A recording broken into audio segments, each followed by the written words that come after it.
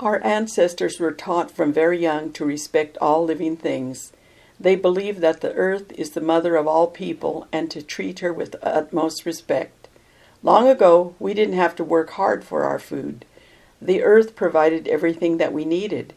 We never took more than what we needed, and we used everything that we took.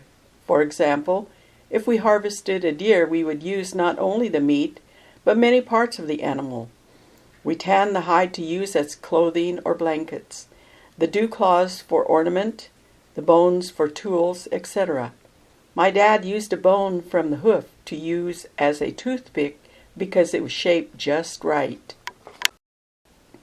Our ancestors didn't do agriculture, but they did cultivate the earth in a different way, for producing food and materials they needed.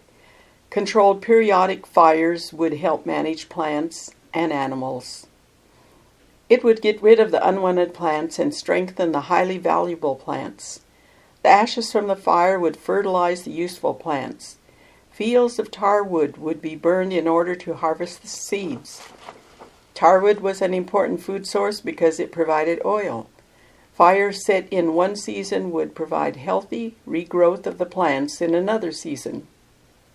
When you set fire to a patch of hazelnut, the following years the shoots grow up straight and longer, which is perfect for weaving. Insects and diseases would be killed by burning. Our ancestors gathered, roasted grasshoppers after a fire, which could be eaten right away or stored for the winter. We shared the earth with each other and with the animals. We gave thanks for everything that we took.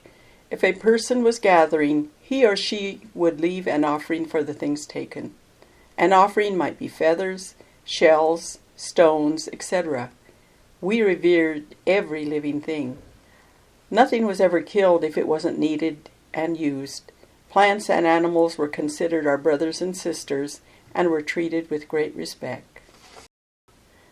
Deer could be harvested any time of the year, but many food items were seasonal. Berries, for example, were ripe in the summer. Families would travel to the area known for berries and would gather them. Whenever berries that were not eaten right away were dried and stored for times of the year when berries were not available. Women and children harvested most of the plant foods and men did most of the hunting and fishing. Then all the people worked together to preserve the food for later use. Everything we needed had to be handmade. We made our own clothes and tools and used plants and animals to make everything needed. Some plants had several uses. For example, we used the trees for making houses, canoes, tools, and its bark for making clothing. Bark was good for repelling water, so that's why it was used for hats and clothing. Many plants were used for baskets. Baskets and tools were made in the winter when we lived in our plank house. In the summer we traveled to various places to gather food and plant materials. After gathering, we prepared the material for future use.